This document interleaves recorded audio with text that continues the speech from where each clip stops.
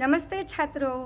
आज हम हिंदी व्याकरण में कारक कारक के भेद या कारक विभक्ति के बारे में जानेंगे।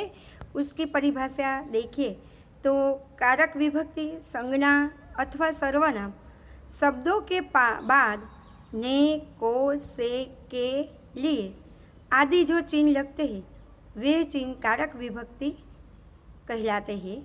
अथवा कारक व्याकरण में शब्द संज्ञा हो, सर्वनाम हो या विशेषण के आगे लगा हुआ वह प्रत्यय या चिन्ह विभक्ति कहलाता है, जिससे लगता है कि उस शब्द का क्रियापद से क्या संबंध है।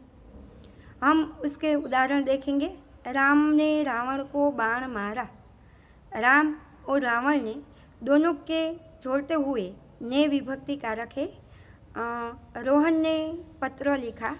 ने जो है वो कारक है। रोहन ने पत्र लिखना कर्म किया है। मोहन ने कुत्ते को डंडा मारा। और कारक विभक्ति चिन्ह या प्रसंग हम देखें। कारक विभक्ति 8 है। पहला कर्ता, उनका प्रत्यय है नो। कर्म, उनका प्रत्यय को। तीसरी विभक्ति, तीसरी कारक करण, करण का अर्थ है साधन। से, के साथ, के द्वारा। संप्रदान, के लिए, को। पांचवा है अपादान, से पृथक। छठा कारक है संबंध, का, के, की। अधिकरण, सातवां है में, पर। ने आठवां कारक है संबोधन, है, हरे। हम उसके बारे में देखिए। कारक चिन्ह स्मरण करने के लिए इस पद की रचना की गई है। कर्ता ने अरु कर्म को करण रीति से जान, संप्रदान को के लिए अपादान से मान। का के की संबंध है अधिकरणादिक में मान, रे है हो संबोधन मित्र धरहु यह ध्यान। वाह। विशेष कर्ता से अधिकरण तक विभक्ति चिन्ह शब्दों के अंत में लगाए जाते हैं, किंतु संबोधन कारक के चिन्ह हे, अरे, रे आदि प्राय शब्द के पूर्व लगाए जाते हैं। और पहला कारक है कर्ता कारक। जो वाक्य में कार्य को करता है वह कर्ता कहलाता है। कर्ता वाक्य का वह रूप होता है वही जिससे कार्य को करने वाले का पता चलता है। कर्ता कारक का विभक्ति चिन्ह है ने होता है। उनका उदाहरण देखें। रामू ने अपने बच्चों को पीटा। समीर जयपुर जा रहा है। नरेश खाना खाता है। विकास ने सुंदर पत्र लिखा। हम दोनों उदाहरणों में ने विभक्ति ने कारक दिखाई देता है और दूसरा दो उदाहरण है इसमें कोई भी कारक नहीं दिखाई देता, तो उसका कारक है शून्य। दूसरा कारक है कर्म कारक। वह वस्तु या व्यक्ति जिस पर वाक्य में की गई क्रिया का प्रभाव पड़ता है वह कर्म कहलाता है।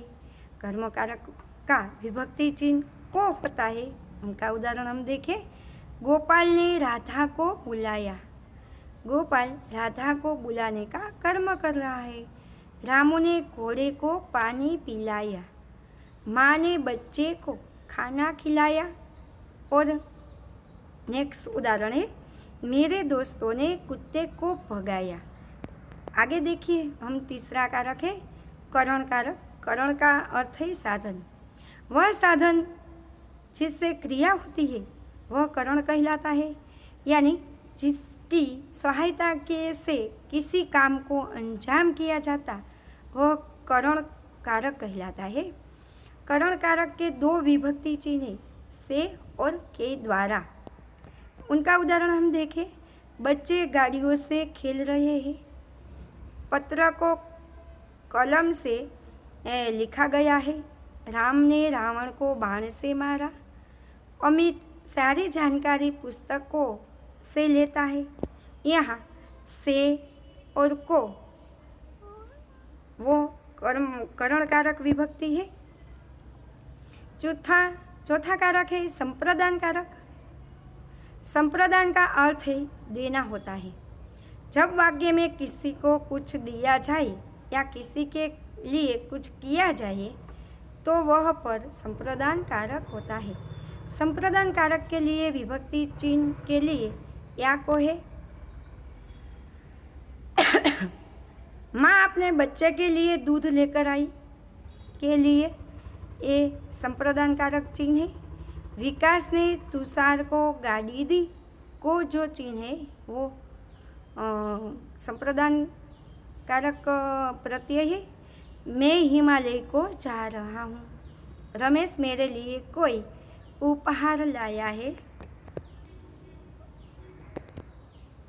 पांचवा कारक है अपादान कारक। जब संज्ञा या सर्वनाम किसी रूप से किन्हीं दो वस्तु के अलग होने का बोध होता है तब वह अपादान कारक कहलाता है। अपादान कारक का भी विभक्ति चिन्ह से होता है। से चिन्ह करण कारक का भी होता है, लेकिन यहाँ इस मतलब साधन से है। जो करण कारक में से चिन्ह का उपयोग किया जाता है वो उसका मतलब साधन का है। और इसमें यहाँ से का मतलब है किसी चीज से अलग होना दिखाने के लिए प्रतीत होता है। उसका उदाहरण हम देखें। सुरेश छत से गिरा। सुरेश और छत दोनों अलग होने का भाव दिखाई देता है। सांप बिल से बाहर निकला। पृथ्वी सूर्य से बहुत दूर है। आसमान से बिजली गिरती है। यहाँ छूटा होने का भाव दिखाई देता है अलग होने से। छठवां कारक है संबंध कारक। और देखें, जैसे कि हम कारक ने नाम से ही पता चल रहा है कि यह किन्हीं वस्तु में संबंध बताता है। संज्ञा या सर्वनाम का वह रूप जो हमें किन्हीं दो वस्तु के बीच संबंध का बोध कराता है वह संबंध कारक कहलाता है। संबंध कारक के विभक्ति चिन्ह है का, के, की, ना, ने, नो, रा, रे, री आदि है। उनका उदाहरण हम देखें तो वह राम का बेटा है। राम और उसका बेटे के साथ संबंध है। यह सुरेश की बहन है। भाई बहन का संबंध है। बच्चे का सिर दुख रहा है। यह सुनील की किताब है। यह नरेश का भाई है। इस सभी उदाहरण में संबंध दिखाई देता है। और सातवां कारक है अधिकरण कारक। अधिकरण का अर्थ है आश्रय। संज्ञा का वह रूप जिससे क्रिया के आधार का बोध हो उसे अधिकरण कारक कहलाता है।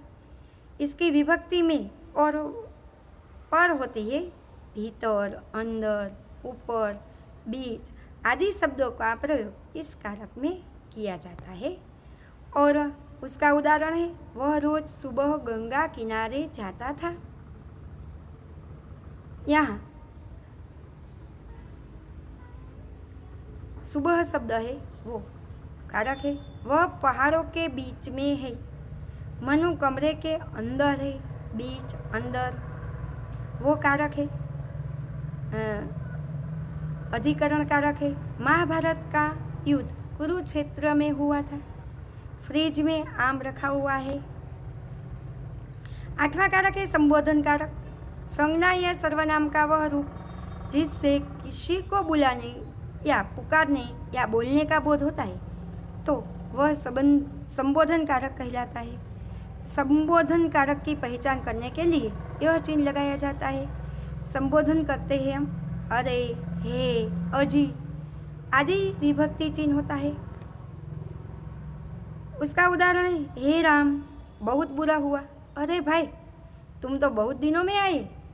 अरे बच्चों शोर मत करो। हे ईश्वर इन सभी नादानों की रक्षा करना। अरे यह इतना बड़ा हो गया। इस सभी वाक्य में संबोधन किया जाता है। 1 से 7 जो कारक है उसके चिन्ह है इस शब्द के पीछे लगाया जाता है, मगर 8वां जो कारक है उसके चिन्ह शब्द के आगे लगाया जाता है। तो बच्चों आज हम देखें कि हमारे पेपर में किसी तरह कारक पूछा जाता है, तो उसका 4 प्रश्न मैंने यहाँ उदाहरण के रूप में रखा है। तो आप देख सकते हैं कि लोटा छत से गिरा में कौन सा कारक है? से कारक है। दूसरा प्रश्न है, रेखांकित का कारक बताइए। मेढक को पत्थर से मत मारो को जो है वो कारक है। प्रश्न तीसरा, किस क्रम में संप्रदान कारक का सही प्रयोग है? उसका क्रम क्या है? चौथा। प्रश्न 4, क्रिया का प्रभाव या फल जिस संज्ञा सर्वनाम पर पड़ता है उसे कौन सा कारक कहलाता है? फल है।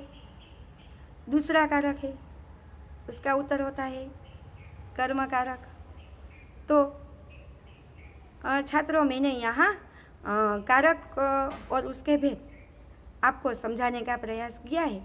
मुझे आशा है कि आपको समझ में आ गया होगा और आपको इसके बारे में प्रयत्न करेंगे, उदाहरण लिखेंगे और कारक को पहचानेंगे। तो अब हम दूसरी बार मिलेंगे। Thank you all of you.